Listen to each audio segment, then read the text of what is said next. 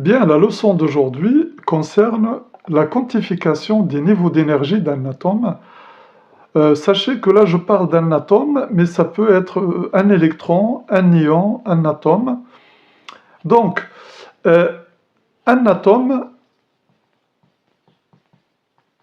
je vais marquer entre parenthèses ion ou bien électron, ne peut exister que dans des états d'énergie bien définis, que dans des états d'énergie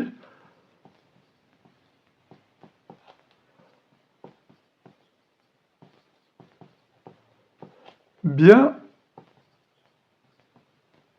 définis. Bon, cela veut dire quoi? Cela veut dire qu'un atome ne peut pas exister sous toutes les états d'énergie possibles. Non.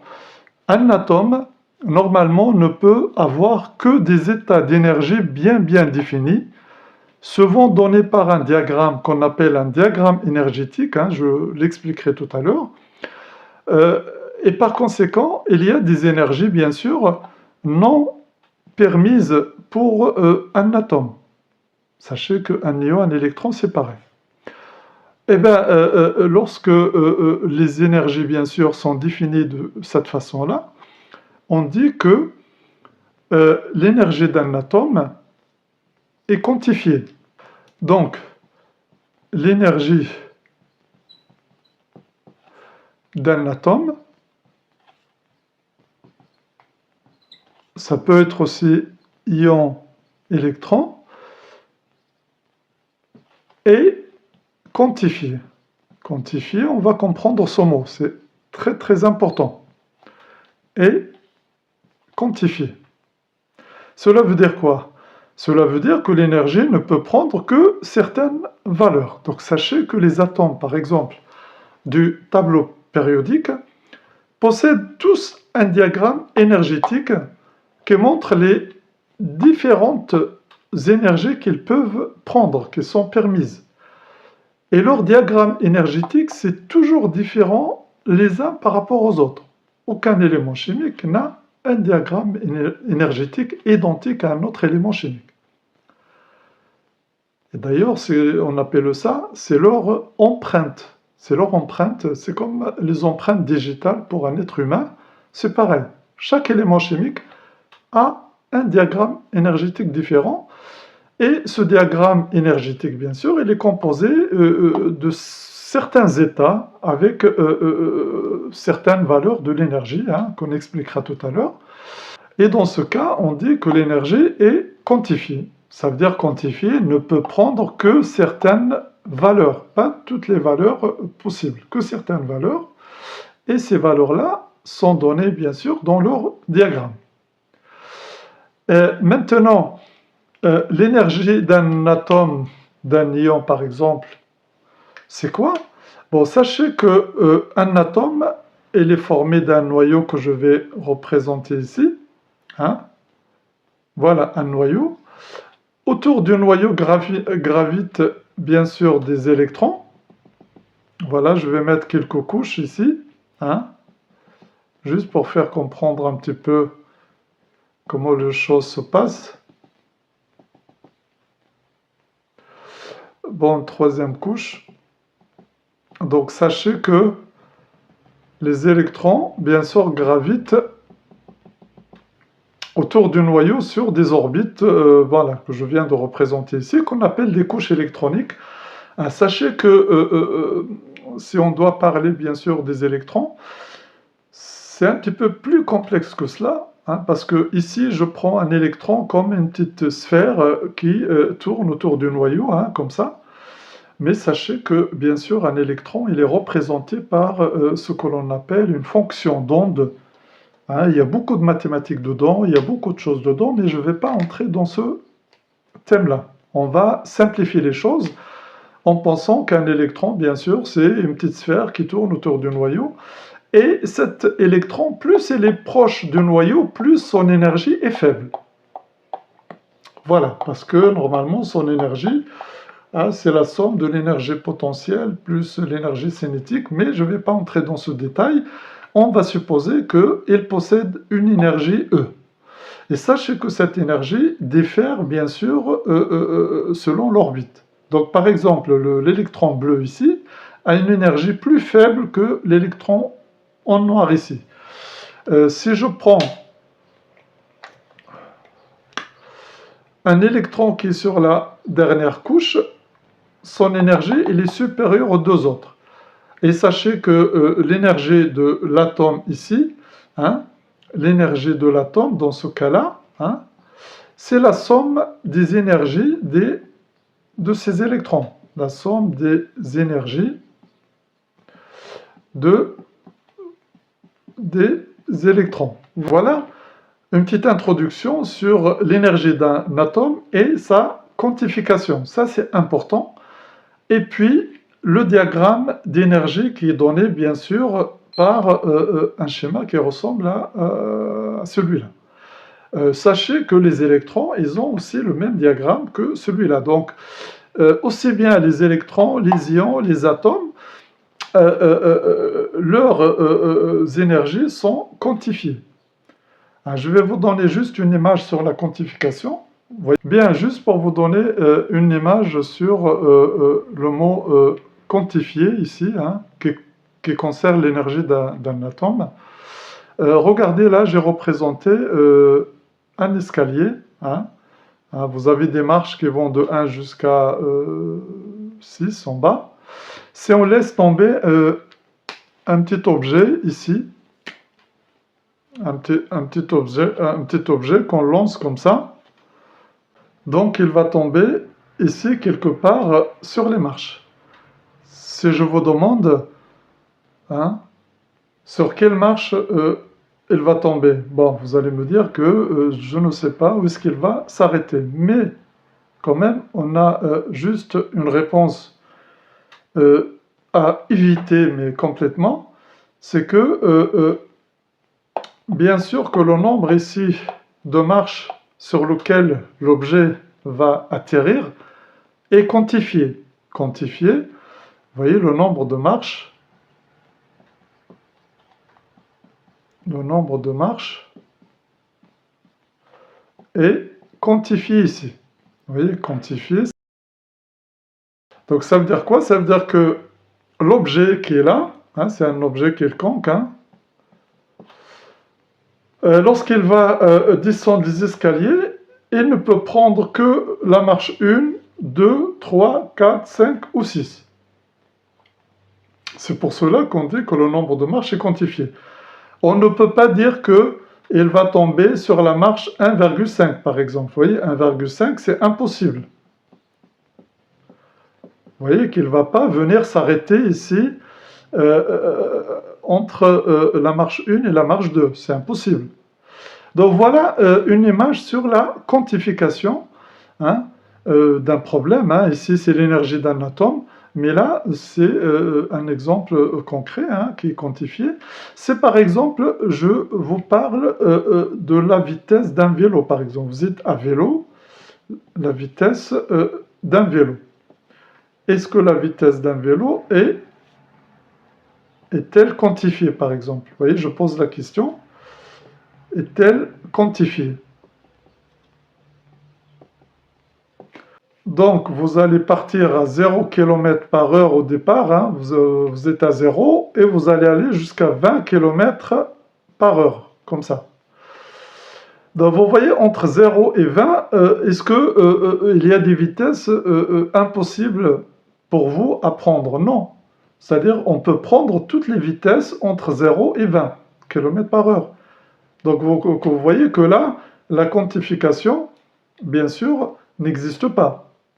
Donc la vitesse d'un vélo est-elle quantifiée? Donc je dis non, parce que je peux prendre toutes les vitesses possibles de 0 jusqu'à une vitesse finale. Ici, j'ai pris 20 km/h, par exemple. Donc voilà la quantification un petit peu avec quelques exemples.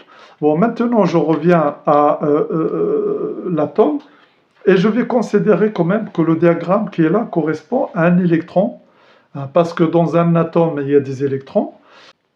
Donc si un électron voit son énergie augmenter, hein, c'est que l'atome aussi va voir son énergie augmenter aussi, puisque l'atome est composé d'électrons. Donc je vais m'intéresser à un électron ici, et je vais définir un petit peu le diagramme hein, qui est là. Bien, lorsque vous avez un diagramme comme ça, hein, je vais vous donner les définitions parce qu'il faut les connaître. L'état de plus basse énergie, bon, je m'intéresse à un électron. Ben, le niveau de plus basse énergie ici, ça s'appelle état fondamental. État fondamental, si on vous dit un atome est dans son état fondamental, ça veut dire que c'est l'état de plus basse énergie. De plus basse énergie. Voilà. Soit pour l'électron, soit pour l'atome, soit pour un ion, soit pour... Voilà.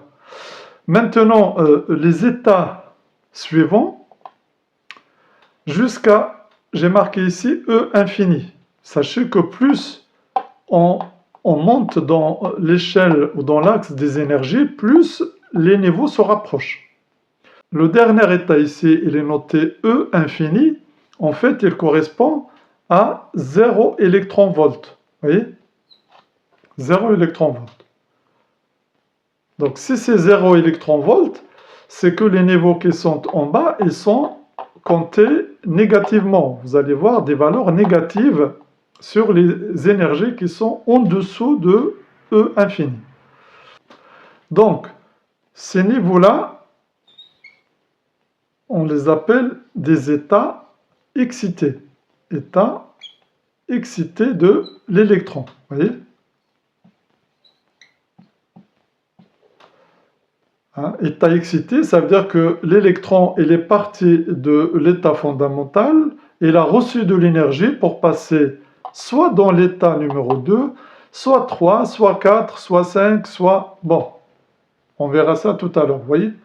Donc, quand l'électron reçoit de l'énergie, il va passer à un état d'énergie supérieur que l'état fondamental. Donc voilà, état excité, état fondamental.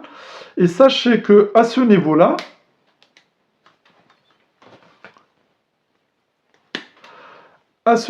bien sûr, il y a ionisation de l'atome. Ça veut dire que l'électron, ionisation de l'atome, ça veut dire que l'électron a quitté l'atome à partir de cette énergie-là, ici.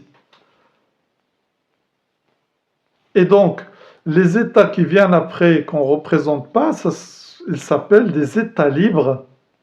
États libres de l'électron. Libre, ça veut dire, ça y est, bon, il est sorti de l'atome et il va se relier à un autre atome lors d'une réaction chimique, par exemple. Voilà, bien entendu, quelques définitions concernant le diagramme énergétique. Vous êtes obligé de connaître, bien sûr, ces définitions. Donc, l'énergie d'ionisation de l'atome va être l'énergie E1 en valeur absolue, vous voyez? C'est-à-dire ici, par exemple, si j'ai moins 5 électronvolts, pour qu'il aille à 0 électronvolts, il faut lui fournir 5. Vous voyez, moins 5 plus 5, ça donne 0. On verra ça dans un exercice. Même, je peux vous noter ici, l'énergie d'ionisation, hein, je peux marquer énergie ionisation ici. Donc c'est moins E1. Pourquoi j'ai mis moins E1? Parce qu'en général, E1 est négatif. Donc moins par moins, ça donne positif. Donc c'est moins E1. En fait, c'est toujours l'inverse de l'énergie de l'état fondamental. Je vais noter ici, c'est inverse de l'énergie de l'état fondamental. Hein, parfois, on vous demande de calculer, bien sûr, l'énergie d'ionisation de l'atome, de l'état fondamental. Voilà. Donc ça, c'est important pour les calculs. Maintenant, nous allons voir un électron lorsqu'il est dans l'état fondamental, hein, et qu'il reçoit de l'énergie. Donc, il peut passer à l'état d'énergie O2, c'est-à-dire au niveau O2. Mais il peut passer aussi au niveau d'énergie E3 ou E4. Tout dépend de l'énergie qu'on va lui fournir. Donc, ça s'appelle une transition énergétique. Donc, transition énergétique, ça veut dire que l'électron, il est passé d'une énergie faible à une énergie grande, ou l'inverse. Donc, transition énergétique, en fait, c'est un changement de niveau d'énergie. Changement de niveau d'énergie.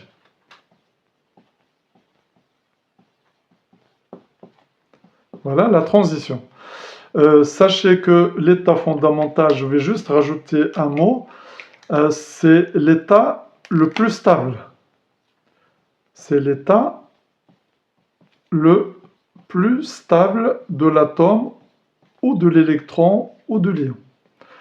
Donc voilà quelques définitions. Maintenant, on va voir comment appelle-t-on bien sûr un électron lorsqu'il va d'un niveau inférieur à un niveau supérieur. Nous allons voir maintenant de façon détaillée comment appelle-t-on bien sûr la transition du passage de l'électron d'un niveau d'énergie faible à un niveau d'énergie plus élevé, et inversement. Comment appelle-t-on aussi la transition inverse? C'est l'électron, il est excité à un niveau supérieur, par exemple E3, et qu'il redescend au niveau E1 par exemple. Comment appelle-t-on cette transition-là? Donc on va le voir juste après. Bien, ici j'ai représenté deux niveaux d'énergie tout simplement, hein. Sachez que la généralisation à un diagramme énergétique est tout à fait la même, hein. Sachez que là j'ai pris deux niveaux d'énergie, hein, pour vous montrer deux types de transitions qui sont classiques. Donc si vraiment la flèche montre vers le haut, hein, on appelle ça une absorption. Donc, absorption d'un photon. D'accord? Absorption d'un photon, hein, je peux noter d'un photon. Pas obligatoire, mais je le marque quand même, d'un photon. Donc ce photon, bien sûr, arrive avec une certaine énergie. Je vais marquer comme ça, là. Ça, c'est un photon. Avec une fréquence nue.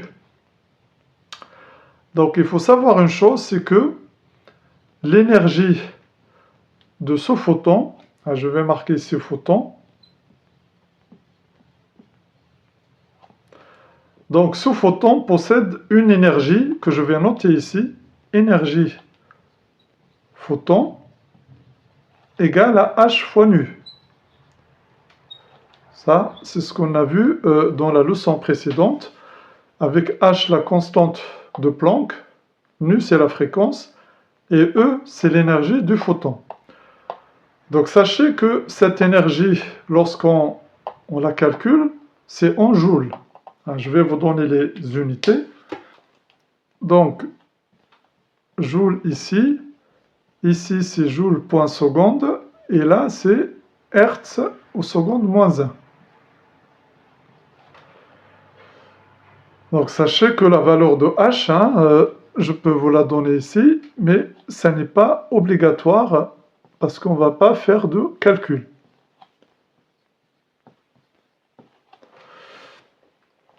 Bien, donc sachez obligatoirement, cette énergie du photon doit être la différence entre ces deux niveaux d'énergie.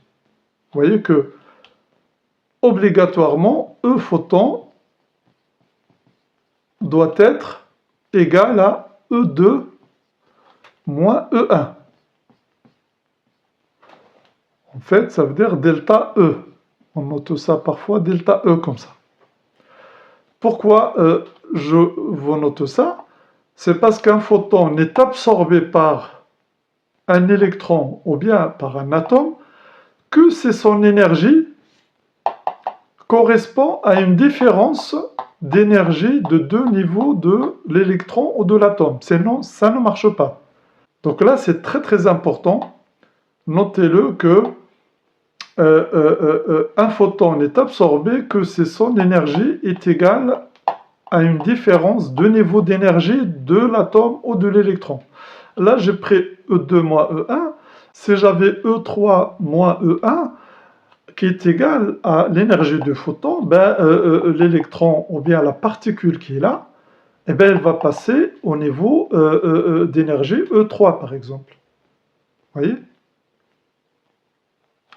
Donc voilà pour l'absorption. Donc, une particule dans son état fondamental ici, hein, je peux marquer ici état fondamental, elle reçoit un photon, elle est absorbée et elle passe à l'état d'énergie O2. Donc là, c'est l'état, bien sûr, où la particule est excitée, vous voyez? Bien.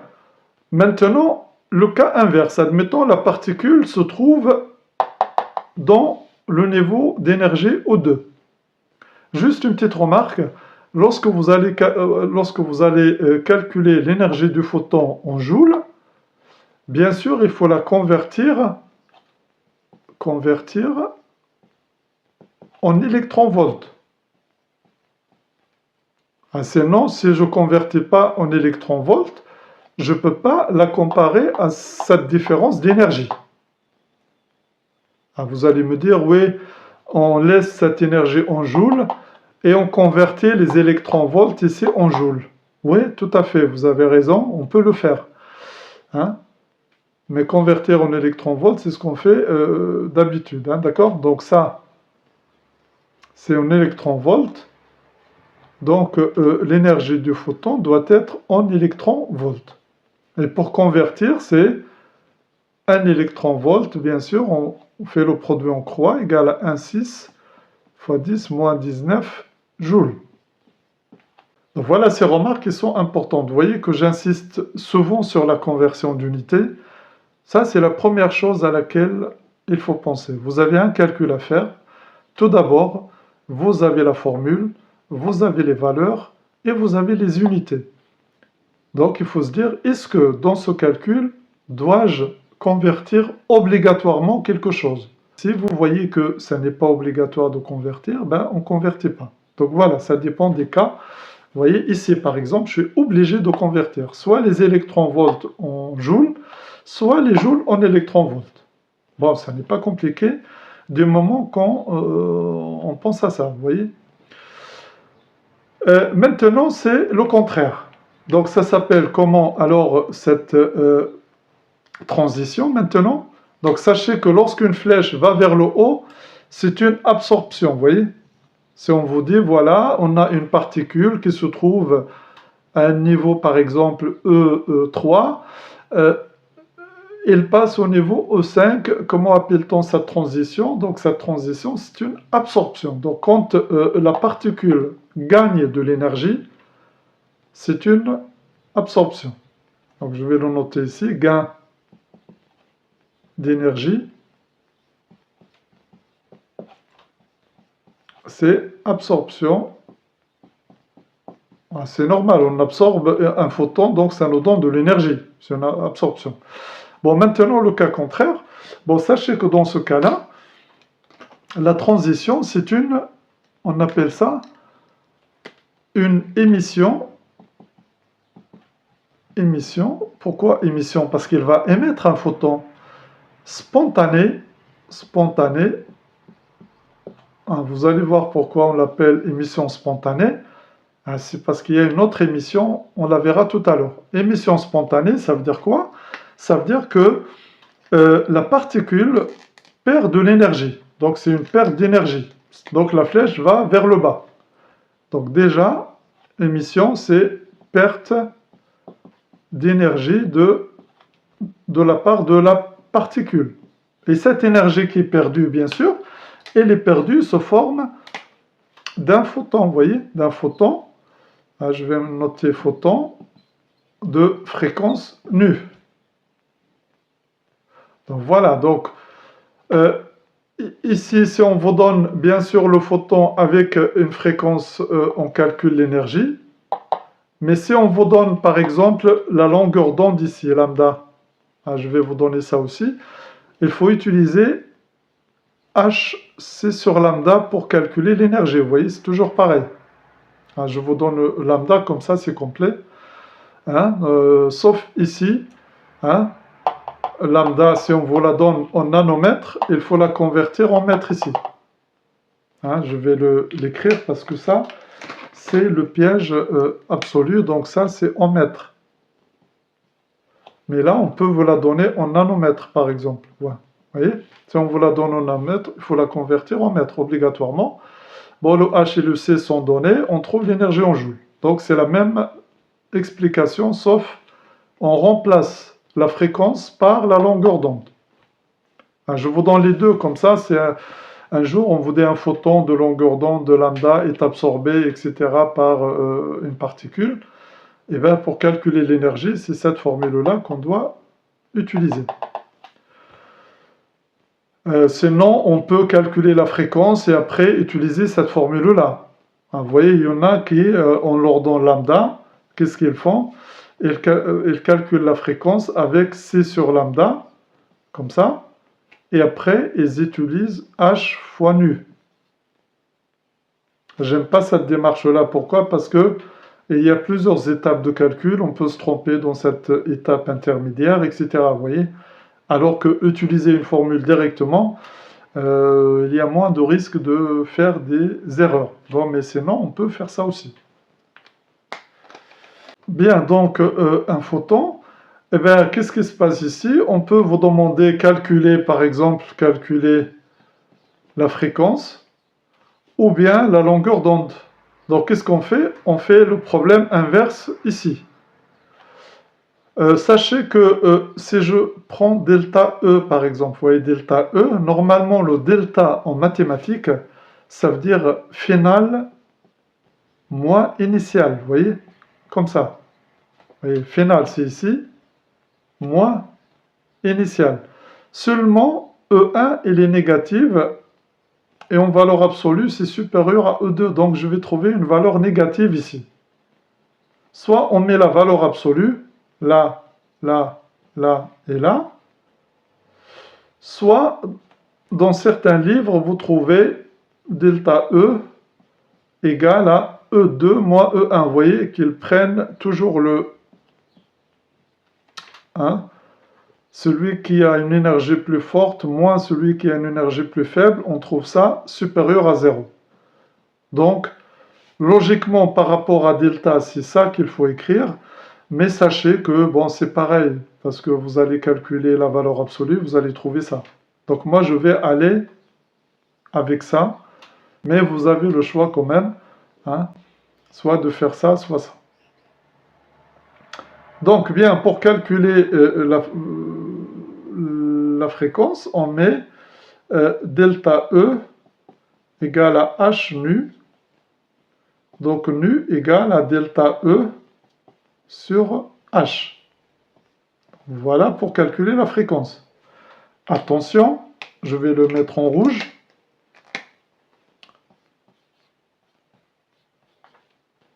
Convertir, vous voyez, je reviens toujours à la même chose. Vous voyez, convertir delta E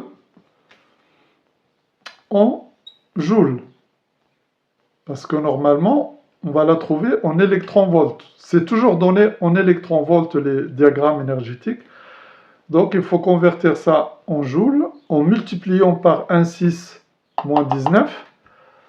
Et vous avez le H et on calcule la fréquence en Hertz, ou bien seconde moins 1. Et je mets toujours les deux. Voilà. Maintenant, pour calculer lambda, eh ben, c'est facile. Soit je pars de nu, d'accord, calcul de lambda. Soit lambda égale à C sur nu c'est j'ai la fréquence, soit lambda égale à d sur delta E, d'après la relation que j'ai donnée ici. Donc vous voyez que là aussi, ça c'est un converteur en joule, c'est le piège. Et on trouve lambda en mètres, attention, pas en nanomètres.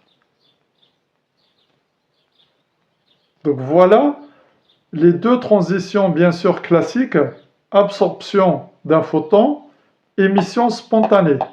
Soulignez le mot spontané, parce qu'on va trouver une autre émission, vous allez voir juste après. Donc une émission spontanée. Donc vous voyez que l'émission produit des photons, l'absorption absorbe des photons. Et on a deux transitions qu'on trouve dans les diagrammes énergétiques. Vous voyez le diagramme que j'ai représenté tout à l'heure. Ben, on peut mettre des flèches qui vont de E1 jusqu'à E4, ou bien jusqu'à E infini par exemple, hein, si on vous demande l'énergie d'ionisation. Hein. Sachez, une fois qu'on trouve le photon ici, on trouve sa longueur d'onde, lambda, on peut vous demander de quel photon s'agit-il. Est-ce que c'est du visible? Est-ce que de l'UV par exemple? Est-ce que... voilà, c'est pour cela qu'il faut connaître le diagramme que je vous ai donné dans la dernière leçon. Ou bien, est-ce que c'est de l'infrarouge? Vous voyez, infrarouge. Sachez que l'infrarouge, parfois je pose la question, c'est quoi l'infrarouge? Il y en a plein qui ne savent pas ce que c'est, ne savent pas définir ce que c'est qu'un photon infrarouge. Sachez qu'un photon infrarouge, ce n'est rien d'autre que la chaleur. Vous voyez, la chaleur, nous, on dégage des photons infrarouges lorsque vous chauffez de l'eau, lorsque... Voilà, donc tout ce qui est chaleur, ce sont des photons infrarouges. C'est pour cela qu'il y a des caméras qu'on appelle caméras infrarouges, hein, pour voilà, filmer des personnes la nuit ou rechercher une personne la nuit. C'est parce que nous, on dégage des photons infrarouges, vous voyez, invisibles à l'œil, mais c'est de la chaleur, vous voyez. Si vous avez une plaque chauffante, par exemple, vous la branchez au secteur électrique, elle va produire des photons infrarouges, mais vous ne les voyez pas. Donc vous voyez que lorsque vous cherchez si une plaque est encore chaude ou pas chaude, qu'est-ce que vous faites? Le réflexe, c'est de mettre sa main, bien sûr pas loin, pour voir si on sent la chaleur ou non. Ça veut dire on sent des photons infrarouges. Retenez ça, parce que souvent je pose la question, et on dirait qu'on pose une question compliquée, alors que c'est rien d'autre que la chaleur. Voilà. Bien, maintenant on va voir une dernière émission. Bien, voici un dernier exemple. Vous voyez que là j'ai deux niveaux d'énergie. Sachez encore une nouvelle fois, je peux avoir le diagramme énergétique que j'ai montré dans l'introduction. C'est pareil. Là je me limite à deux niveaux d'énergie, sachant que E1 c'est le niveau fondamental, et sachant que ici c'est le niveau bien sûr excité, vous voyez. Donc la particule qui est excitée ici, je vais rajouter 2E, c'est-à-dire le niveau excité, ou la particule elle est excitée ici. Déjà, elle se trouve au niveau d'énergie supérieure E2, et il y a un photon de fréquence nue aux deux longueurs d'onde lambda qui arrive. Alors, comment on appelle cette transition? Eh bien, c'est une transition vraiment spéciale qu'on appelle émission, on va l'appeler émission. Vous voyez, tout à l'heure c'était spontané, c'est-à-dire spontané, ça veut dire quoi? Ça veut dire que la particule, elle est excitée dans un niveau d'énergie supérieur, et bien il va se désexciter de façon spontanée, aléatoire. Il n'y a rien qui l'oblige à se désexciter, si ce n'est, sachez que les particules, elles restent, mais très peu de temps dans l'état excité. Ils s'excitent et après ils se désexcitent pratiquement instantanément, vous voyez. Je sais pas, c'est de l'ordre de 10 moins 12 ou moins 9 secondes ou un truc comme ça, vous voyez. Bon, là, c'est émission stimulée. Stimulée, vous voyez, stimulée, ça veut dire on stimule quelque chose, vous voyez. Ça veut dire quoi stimuler? Ça veut dire que la particule excitée, elle est au niveau O2, et il ne va se désexciter, c'est-à-dire revenir à l'état fondamental, que s'il y a un photon de même fréquence que O2 moins E1. Vous voyez l'énergie O2 moins E1, regardez, E2 moins E1, delta E, égale à H nu, donc nu égale à delta E sur H.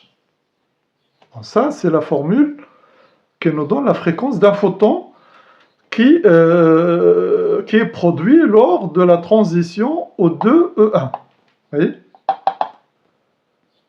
Or, un photon qui arrive, qui a la même fréquence, la même, qu'est-ce qu'il va faire? Il va stimuler la particule excitée pour qu'il se désexcite. Et qu'est-ce qui se passe?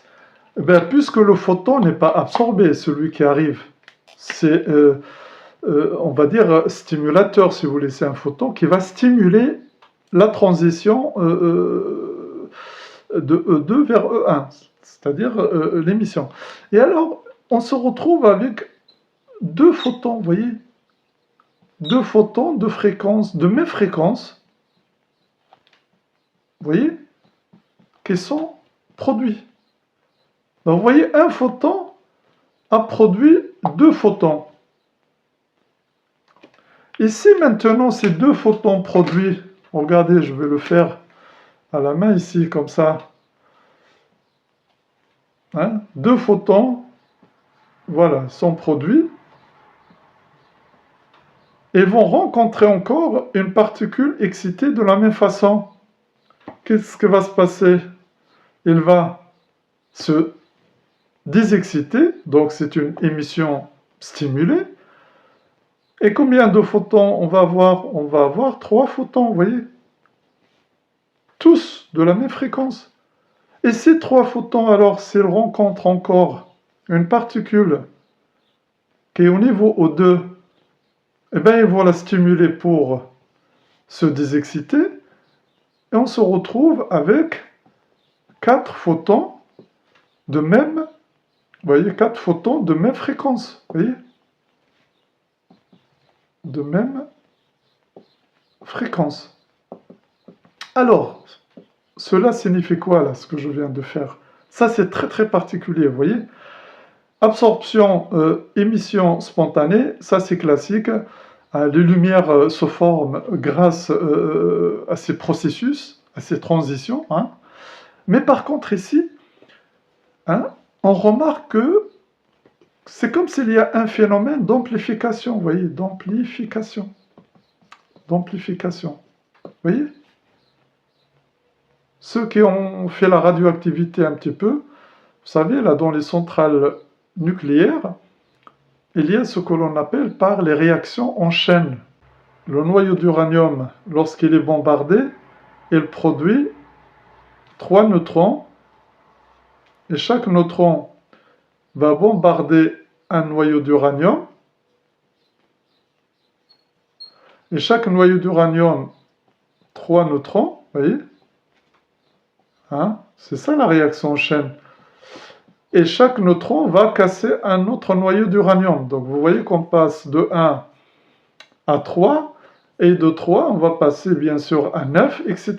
Donc ça s'appelle des réactions en chaîne pour ceux qui ont fait la radioactivité. Ceux qui ne l'ont pas fait, c'est pas grave. Hein? Mettez ça de côté, d'accord? Donc, moi ce qui m'intéresse, c'est ce que je suis en train de faire ici. Donc on a dit qu'il y a un problème d'amplification. Eh bien, sachez que c'est ce qui se passe dans les lasers. Vous voyez, ça, c'est les lasers, ils fonctionnent comme ça. C'est pour cela que les lasers sont puissants. Leur lumière, bien sûr, et leur puissance est très très grande. Hein. C'est parce que il y a amplification, bien sûr, de la production des photons à l'intérieur du laser. Et en plus, des photons qui ont la même fréquence. Donc, ça veut dire une lumière pratiquement, je ne vais pas dire pure, mais qui répond à pas mal de critères en physique. Je vais vous le montrer ça tout à l'heure. Vous voyez, les lasers, vous voyez, laser, vous voyez, light by amplification stimulated emission of radiation, vous voyez. Donc c'est une amplification, bien sûr, de l'émission stimulée de radiation. Donc il y a mot stimulé, il y a émission, il y a radiation, il y a amplification, vous voyez. Amplification, voilà. Donc là, je vais vous montrer un schéma qui résume un petit peu tout ça. Et par la même occasion, je vous donnerai les propriétés d'un laser que vous devez noter aussi obligatoirement. On vous demande ça très très souvent à l'examen. Bien, voici un résumé sur l'effet laser. Donc, vous voyez que laser hein, signifie bien sûr ce que j'ai dit tout à l'heure. Hein, c'est une amplification de la lumière par émission stimulée. Donc, vous voyez que c'est ce que j'ai fait tout à l'heure. Hein, un photon va produire deux photons. Les deux photons vont bien sûr provoquer l'émission hein, stimulée d'une autre particule, etc., etc. Et par conséquent, hein, on obtient une amplification de photons. Hein, c'est ce qui se passe dans les lasers. Donc tous les photons émis sont identiques entre eux. C'est ça qui est intéressant. Hein, ça veut dire qu'ils ont la même fréquence, ils ont la même histoire, si vous voulez. Vous voyez, ils sont produits, bien sûr, hein, des mêmes photons antérieurs, si vous voulez. Vous voyez. Et donc, la propriété d'un laser, bien sûr, découle, bien sûr, de ce type d'émission, hein, qu'on appelle l'émission stimulée. Émission stimulée. Donc, ils ont la même direction, donc c'est pour cela que les faisceaux laser ils sont peu divergents. Notez ces propriétés sont importantes. Hein. Hein, le faisceau laser, bien sûr, il est très peu divergent. Ça veut dire que on appelle ça aussi un faisceau directif. Vous voyez, directif. Hein, je vais le noter ici. Donc, c'est directif. On utilise aussi ce mot-là. Vous voyez, directif. Ça veut dire qu'il est peu divergent. Vous voyez, il va... Voilà. Même longueur d'onde, vous voyez, la longueur d'onde, elle est donnée par la relation que je vous ai notée tout à l'heure. Et même fréquence aussi, vous voyez. Donc même la fréquence aussi, c'est la même. Hein, c'est delta E sur H, sur la constante de Planck. Et donc s'ils ont la même fréquence, donc c'est une émission monochromatique, vous voyez. Donc la lumière, elle est monochromatique dans un laser. Je vous rappelle la définition d'une lumière monochromatique. Il y en a à qui on demande cette définition. Ils disent, oui, c'est une lumière qui a la même couleur. Là, c'est complètement faux parce que, par exemple, le rouge, hein, ça peut aller de 630 nanomètres à 800 nanomètres. Vous voyez qu'il y a plusieurs nuances du rouge. Si vous dites la même longueur d'onde, ça peut passer. Mais la vraie définition, c'est une lumière d'une fréquence bien déterminée. C'est la fréquence hein, qui nous définit une lumière monochromatique. Pourquoi? Parce que la fréquence, elle ne change pas avec le milieu transparent, vous voyez? Or, la longueur d'onde change avec le milieu. Mais, si vous dites même longueur d'onde, ça va, c'est largement mieux que même couleur. Mais sachez que la vraie définition, c'est une lumière monochromatique, c'est une lumière hein, d'une fréquence bien déterminée. Donc la fréquence, elle est fixe, si vous voulez, vous voyez? Donc voilà, donc, le faisceau, il est directif, il est monochromatique, et on dit même phase, faisceau cohérent. Bon, la cohérence, ça veut dire même phase, en fait, je vais l'expliquer de façon simple. Ça veut dire que les photons viennent, hein, ils ont la même histoire antérieure, si vous voulez, vous voyez? Hein, les photons, ils ne viennent pas de photons différents ou quelque chose comme ça. Ils viennent de la même transition énergétique hein, qui est là. Et par conséquent, ils ont la même histoire. Voilà. C'est pour cela qu'on dit même phase. Faisceau cohérent, ben, cette cohérence, C'est pour cela que les faisceaux laser, ils marchent très bien quand on fait les phénomènes d'interférence, par exemple. Vous voyez, le phénomène d'interférence, hein, on le fait avec des lasers parce que les lasers sont cohérents et ça marche très très bien lorsqu'on réalise ce genre d'expérience. Lorsqu'on utilise la lumière blanche, par exemple, c'est un petit peu plus compliqué. Il y a des réglages très très fins à faire et c'est un peu plus compliqué, mais bien sûr, c'est réalisable. Donc voilà pour la leçon d'aujourd'hui sur la quantification des niveaux d'énergie, hein, d'un atome ou bien, bien sûr d'un électron ou d'un ion. Sachez que prochainement, je ferai un exercice pour appliquer les formules qu'on a vues dans la dernière leçon, c'est-à-dire la leçon précédente sur la notion de photon et sur, bien sûr, la quantification des niveaux d'énergie. Bien, bon courage et à la prochaine.